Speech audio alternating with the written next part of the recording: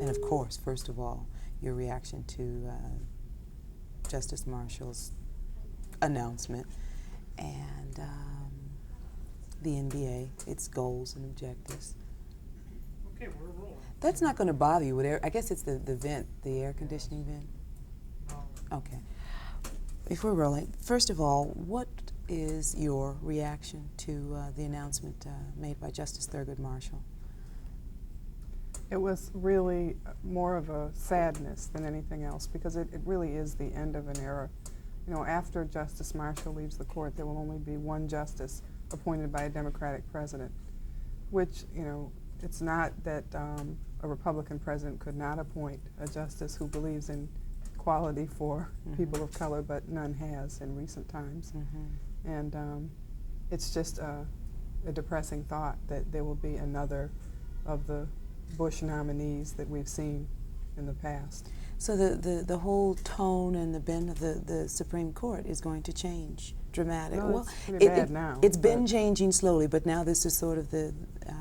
Justice Marshall was the last person holding out against the death penalty, the loudest voice against the death penalty, which, as you know, is disproportionately applied to African American people. He was a steadfast defender of individual rights and freedoms, the right to privacy. And I don't know that there is anyone else on that court that has demonstrated any leanings in that direction. In fact, perhaps the other direction. Sure. Do you anticipate that many of the gains of the 60s and the civil rights movement will be reversed now with more ease and less resistance? Well, it's certainly going to be easier to get the conservative Republican agenda across through the case law with that kind of court than it would have been in the past. And it's also, you know, even if you assume that most people are people of goodwill, including Supreme Court justices, what's missing now from the court is the voice of conscience in favor of things that those people don't understand or know about. I mean, they are not black, with the exception of one person. They are not women. And they don't know. They can't know. And at least, if nothing else, even if he was only one vote, he was there with that one vote to say some things that needed to be said. I see. Is the National Bar Association actively working to ensure that more African Americans and women are appointed to the judiciary throughout the country? Well, we have not been welcome to suggest names of people we think ought to be appointed since the Carter administration. For the most part, whatever we suggest is pretty much ignored. If President Bush wants to hear from us, he knows where we are. Our offices are in Washington, D.C., and we would certainly be happy to assist. But I'm not certain that anybody whose name we would mention would be helped by it. There seems to be a philosophy that if you're black, you're, quote, liberal, and that's really bad.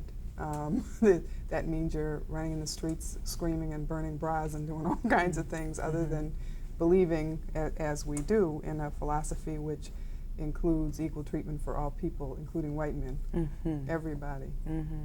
That's something that I know we need to see more of, more women and blacks on the bench, but it hasn't happened since, as you point out, the Carter administration. And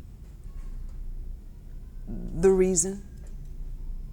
The reason is because the Reagan-Bush team, and you know, Bush has been more like Reagan than Reagan was, which is a real disappointment to me. I had high hopes, having heard Bush's brother give a speech in New York and learn something about his family. I thought that perhaps Bush would be different than he's turned out to be. But when I heard that he had taken a poll to determine whether he should sign the Civil Rights Bill, and that his failure to sign it was based upon the reaction that he got, that he, in this poll, that he would receive more votes if he didn't sign it, then I, you know, and I read that somewhere, and it was a credible source. I believe it to be true. It was very distressing to me that there is not a sense in this man of fairness, and certainly the Civil Rights Bill was something that one would think he would not want to be the president to have failed to sign the Civil Rights Bill. Certainly. But that doesn't trouble him. I understand. With respect to the Supreme Court and a replacement for Justice Marshall, he was interviewed, or during a press conference today, he said that it was not that critical that a black person per se be named, or that I didn't know this. I may be phrasing it incorrectly, but the anecdotal statement he gave was, my grandfather told me that a snake could be black or white. And I guess what he's saying is whoever that person is has to be a good and sensitive person, and a person committed to justice and committed to advocating human rights. That's all he was concerned about. He was not necessarily advocating that the person be black or African American. Does that surprise you? Well, no, it doesn't surprise me that he would say that, because in the perfect world, what difference does it make, really?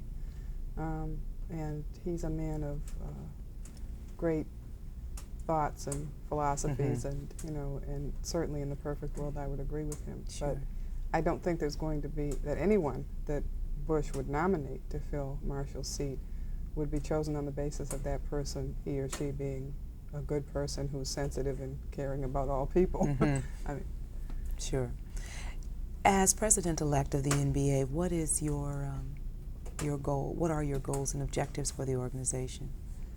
Well, I have two programs in addition to the things that the bar normally does. We're involved in legislative matters. We testify in matters of importance to our people. We run a program for the elderly. We do all kinds of things that bar associations do. I have developed two other programs, one of which will involve the development of opportunities in corporate America for black attorneys who are members of the NBA, hopefully at middle to upper management level positions.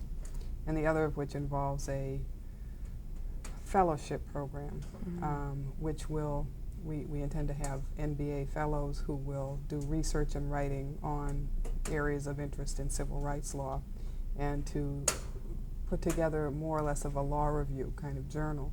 And in exchange for that, these students would receive support through law school. And so we've drafted that proposal. We're currently applying for funding to get that one going. But what I want to do this year is to build coalitions with other groups. We are meeting in New York with the Asian and the Hispanic Bar Association in October. We will be meeting in Aruba with CARCOM, the Caribbean Bar Association. We will be meeting in probably Detroit. It was going to be Atlanta, but I think I'm going to take the Gertrude Rush dinner to Detroit with the NACP and the Operation Fair Share program. I see. And in June in London, England, with the Black Lawyers of London and Wales. To establish some linkages and to get past some of the divisiveness that something out there seems to want to exist between people of African descent and people of Hispanic descent and people of Asian descent. And in this small way, I mean, it's 1 year and I have 4 meetings. In this small way, I hope to at least initiate a dialogue. And then in particular, the meeting in Detroit that will deal with the NACP and the Operation Fair Share program, that's a program where you negotiate contracts with corporate America, which say basically your bottom line profit comes from African American people in this percentage, and you ought also to have African American people and Hispanic people and Asian people doing this, that, and you ought to be having some of your supplier dollars going to black business, Asian business, Hispanic business. And those are the kinds of programs. I run that committee for the NACP in Detroit. I want to encourage lawyers across the country who are members of the NBA to do the same thing in their communities. Would then the NBA member be the person who negotiates, who literally negotiates that agreement? As chairman of the committee in Detroit, that's what I do. I see. And I'm also on the National Economic Development team for the NACP, so I get involved in some other more national contracts as well. How receptive is corporate America to that kind of? Depends on how much of their bottom line comes from us. See, we are well past the point where we have to ask corporate America for anything. If we only realize the power that we have. By the year 2040, whites will be the minority in this country. Everyone says that. The research shows it. Right now, we contribute in many, many companies all of the profit. We eat 24% of Domino's pizzas. And the list is endless. I could go on forever. All we have to do is to look at the way they handle their dollars. And if at least 24% of them aren't committed to us, we need to eat somebody else's pizza. Of course, that's not a problem because Domino's is very happy to engage in a contract with us. And in fact, they stepped right up to the plate. We're negotiating one now, and it's going very well. Certainly. But that's just an example. Automobiles. We buy how many, what percentage of Toyotas, GM cars, Fords, Chryslers. Then our suppliers, our black suppliers and the Hispanic suppliers and Asian suppliers, if you put all of those figures together, we can make it or break it for these companies, and they know it. At one point, I remember Reverend Jesse Jackson was very actively involved with that kind of effort, and it drew a lot of attention, and it worked, but then it seemed to Went away. Right. What happened? Was it that it stopped happening, or it just became a little more subtle and quiet? What happened is that Jesse's a wonderful person to have out front because he's charismatic. People listen to him, but he didn't have a staff to run the program. This is hard work. I worked for a year and a half on negotiating with the General Motors people around just the natural monitoring of the contract that we do every year or two. You have to learn how the industry runs, how they choose suppliers, everything about what they need in a supplier. You have to know all of this. Sure. Jesse is stretched so many ways, there's no way in the world he has that kind of time. Sure. And he didn't have a staff to do it, and I think that's what happened. But with the support of the NBA, it could be a more viable. With the support of the NBA, if we could get Jesse and the NAACP and the NBA and the Urban League all together in one room and really work on this issue, it would solve the employment problem for our community across this country. And it would, because I think Jesse would be able to bring a kind of focus to it that few people can. Sure. He's talented in that way. And the rest of us will do the work. And we don't have to ask. We don't have to beg for anything. Certainly. We can just spend our money somewhere else. You're not the first female president of the NBA. The No. second, is it? No, I'm the fourth. Fourth. There have been four, but I'm the first woman to follow a woman. There have been two women in a row. Last year it was Aljanita Davis from Texas, and this year it will be me. I'm just thinking about the number of women in law. Is there a need to groom girls to consider law as a career, to kind of guide them and pull them into it, and then from law then moving into the judiciary as a career? I know that there are very few female judges in the St. Louis area, black in particular. Judges elected or appointed? It's a combination. Am I right, Frida? Oh, she's not here? Oh, there's one. We're talking about judges. The process is a combination of elected and appointed, right? They're elected in areas other than St. Louis and Kansas The city. St. Louis and Kansas City, they're Appointed. It's an interesting combination. Oh, we're not elected in St. Louis, where we have a large black population. Isn't that strange? Yeah, so there aren't very many in this area. So how do you do that? How do you increase the number of women in the judiciary and in the bar? Well, I just left the American Inns of Court where that whole issue was discussed, and there was one judge in particular advocating the appointment rather than the election of judges, because in his view we would have more qualified judges if we had someone appointing them. Well, the someones who would be appointing them are all white men, of course, and so it was his thought that I'm sure all white men would be appointed and therefore they'd be qualified, because everybody knows white men are qualified. I mean, I think the only way we have been able across the country, the evidence will show, to get minorities, Hispanics, African Americans, Asians on the bench is through election for the most part. The governors, even as good as they are in some states, are not appointing us in record numbers. So in a place where you don't have the election of judges, I guess you can work on who you vote for in terms of who the person is who's doing that appointing. Yeah, But it's so hard. I don't know if you're, I'm sure you're aware of this, that it's so hard to get people to focus together on an issue. Everybody's different these days, you know. Everybody has their own little agenda, and it's my own little life and what's going on in my life. Well, what you need to think about is what's going on in your life is going to affect what's going on for your children, your grandchildren, and all of those people out there who are not fortunate enough to be in a position to have anything to say about it. Sure. Well, you've answered all of my questions. I've got quite a bit of material here. What I'm going to ask, though, is if you would just hold.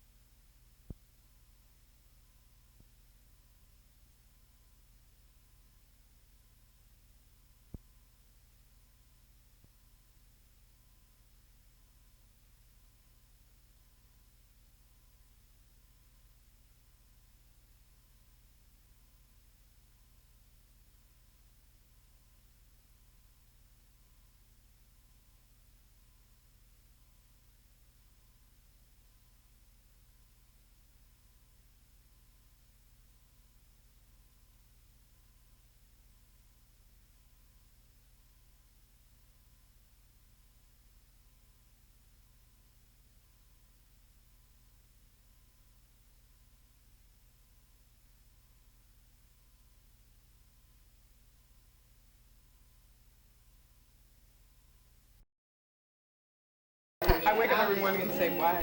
And you got that schedule testing starting out on that legal side. Oh, I thought that was awful. It was. It was just, I mean, people are saying, oh, he's only one vote, but he's one awful important voice. So we will be getting started in a few minutes, and the meeting. Okay. Why don't you may have your attention, please? If you. Well, the message said, I think Ms. Matthews answered the phone, didn't she? She said, call if you need to be picked up. It all together, so I'm I had the hotel, but, you know, Kimberly wanted me to stay with her, so I was going to stay with her. Go ahead. okay. Well, thank you. Quite welcome. Who's sitting here? You? I'm just bumming here for a second. That's okay. I'm on. You're fine. Oh, yeah, you're fine. Well, my materials are over there. Do you need them? Well, I just want them to be near me. Yes, you know how I am. I carry all materials at all times. Since this dinner dance, they have called me the bag woman. I carry everything everywhere because I'm always running into somebody that needs it. Okay, if I can have your attention, as soon as our other guests are seated with their refreshments, we get started. Let me just go over the agenda as we will handle this today, and anyone who would like to sit up to see better, please feel free to do so. You'll hear more about Anita's role as media consultant during one of the reports. And I, of course, am Frida Wheaton-Bondurant, and I will be presiding. I'm co-chair of the Convention Committee, along with the Honorable Sandra Farragher-Hemphill. At this time, we will have our President-elect, Thomas T.C. Carter, to speak a few words of, I'm sorry, I'm a little ahead of myself. We will have introductions of. I think your visit, especially in light of the fact that you're here concerning the hosting of the convention in 1992, on the eve of a situation where I'm sure you were convinced that St. Louis is the convention city where we just concluded with the 100 Black men, as you probably were aware of the fact that the Black Council are currently meeting at one of the local hotels. So as I think those two examples of anything has great stake in showing that St. Louis is a convention city and that we can host an excellent convention. So with that in mind, I will turn it back to Frida, and let's get to the business of hosting of the 1992. Thank you very much, TC. And TC assumes office as president on July 1, just a couple of days from now. This diagram basically outlines the relationship between the local convention committee, us, and the National Bar Association and the different aspects of the National Bar Association. Now, one of the things that we want to make sure of course, is that all of the appropriate protocol is taken care of when we're making decisions and communicating things and dealing with the national office. The NBA president during our convention will be the Honorable Sharon McPhail. She assumes office August 9th in Indianapolis, Indiana, and we will all be there to witness that. All of the decisions and approvals of what we're doing locally will ultimately be that of Sharon McPhail. In terms of the committee organization for our local, we have, I think there are 19 subcommittees, and Jimmy, indeed, you are coordinator of student and members.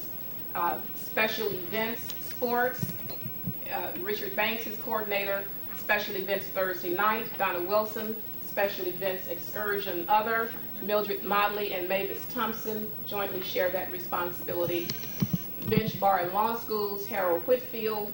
Transportation, Worsham Caldwell. Amenities, special services and protocol, Cheryl Johnson.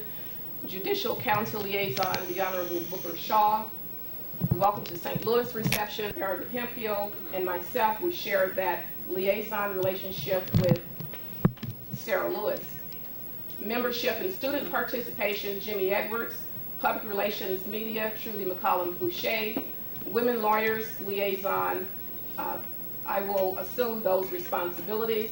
St. Louis 1992 convention kickoff party, Michael Lawrence. General counsel and chief of protocol, Loretta W. Moore.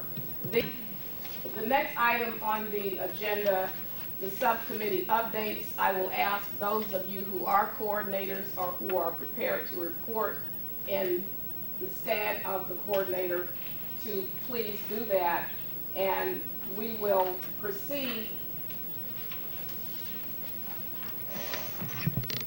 in the following order.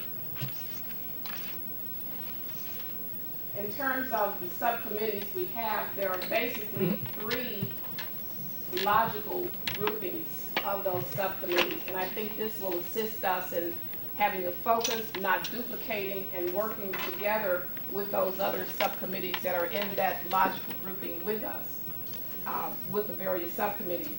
Events-related subcommittees, the relationships subcommittees, the support subcommittees, and the general counsel and chief of protocol, who has responsibility with respect to all of them as it relates to contracting. At this time, I would like to have the reports of the events subcommittees. The first one has not been established, but there will be a Board of Governors reception on the Saturday prior to the convening of the 67th annual meeting of the National Bar Association. The Welcome to St. Louis reception is coordinated by Donald McCullen. He is not here. In terms of the Welcome to St. Louis reception, we are looking at sites outside of the convention hotel, which is the Adams Mark Hotel. A couple of sites that are of interest are the St. Louis Arch Lobby and the Missouri Historical Society. We anticipate an attendance of approximately 800 people to attend that convention. We will have entertainment that is St. Louis traditional, such as blues and jazz, and excellent food. At this time, we'll have a report from the President's reception, and so on as you see it here. Did you come up here?